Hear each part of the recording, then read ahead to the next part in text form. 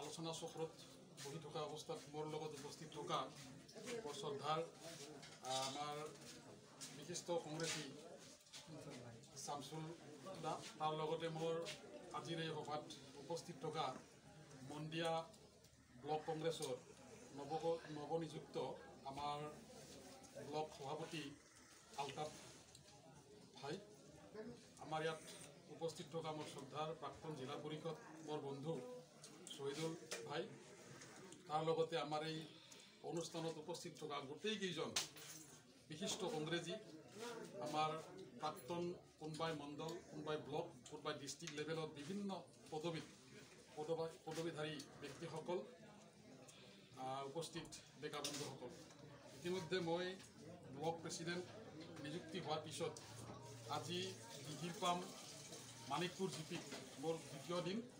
আজি আপোনালোকে জানে আমাৰ দিহিৰপাম মণ্ডল কংগ্ৰেছৰ সৌজন্যত এটা ইফতাৰ পাৰ্টি আয়োজন কৰিছে আৰু ইফতাৰ পাৰ্টিত মোকো আমন্ত্ৰণ জনাইছিল। তেখেতসকলৰ আমন্ত্ৰণ ৰক্ষা কৰি মই আজি ইয়াত আহি উপস্থিত হৈছোঁ। হয়তো ইফতাৰ কৰি অহাৰ পিছত বহু তেনেকুৱা ডেকা বন্ধু বয়োজ্যেষ্ঠ কংগ্ৰেছ কৰ্মীসকলৰ লগত লগ হৈ তেখেতসকলৰ লগত কথা পাতি খুবেই মই আনন্দিত, খুব ভাল লাগিছে। ৰাইজৰ সঁহাৰি মই